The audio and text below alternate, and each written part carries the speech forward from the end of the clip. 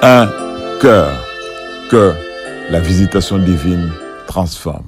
Nous lisons Job 42, versets 2 à 5, disant ceci. Je reconnais que tu peux tout et que rien ne s'oppose à tes pensées. Quel est celui qui a la folie de rendre obscurs mes desseins?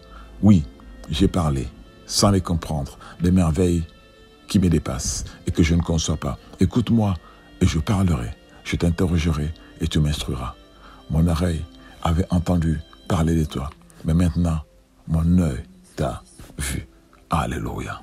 Bien-aimé, Dieu peut te visiter plusieurs fois en se servant des circonstances et des événements de ta vie. À chaque fois, il y a une révélation, une connaissance en plus, une lumière de plus destinée à transformer un des trois domaines de ta vie. Premièrement, ta vision, c'est-à-dire ta manière de voir les choses et de vivre en fonction de la direction divine. 2.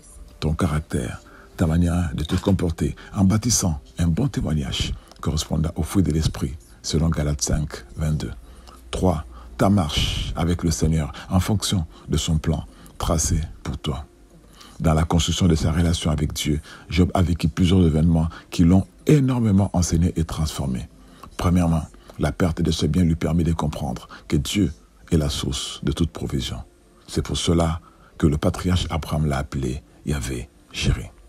2. La mort de ses enfants, malgré ses prières et ses offrandes, démontre que Dieu est souverain, incorruptible et le maître de nos vies.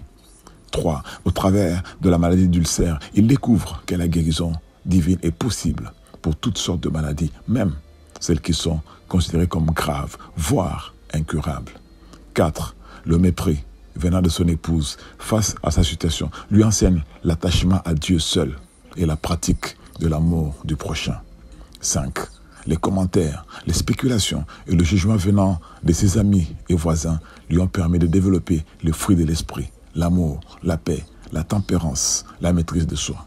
Et la preuve en est qu'il a accepté de prier pour eux avec amour et dans la paix afin de leur éviter le jugement de Dieu, à lire dans Job 42, versets 8 à 9. Au travers de toutes ces situations qu'il a vécues, Job a davantage été enseigné sur la souveraineté et la crainte de Dieu, qui l'ont amené à une transformation perceptible même dans son langage après que Dieu ait totalement restauré sa vie. Dans Job 42, 1 à 3, 5, 6, Job répondit à l'Éternel et dit « Je reconnais que tu peux tout et que rien ne s'oppose à tes pensées. Quel est celui qui a la folie de rendre obscurs mes desseins? Oui, j'ai parlé, sans les comprendre, des merveilles qui me dépassent et que je ne conçois pas. Mon oreille avait entendu parler de toi, mais maintenant, mon œil t'a vu. C'est pourquoi je me condamne et je me repens sur la poussière et la cendre.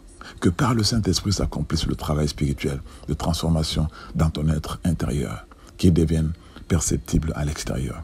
Que le Saint-Esprit t'amène à comprendre et à saisir tout le bénéfice spirituel lié à la manière dont Dieu opère dans ta vie, pour ton bien, pour ton salut et pour ta vie. Au nom de Jésus-Christ, demeure béni, ton serviteur, Pasteur Claude.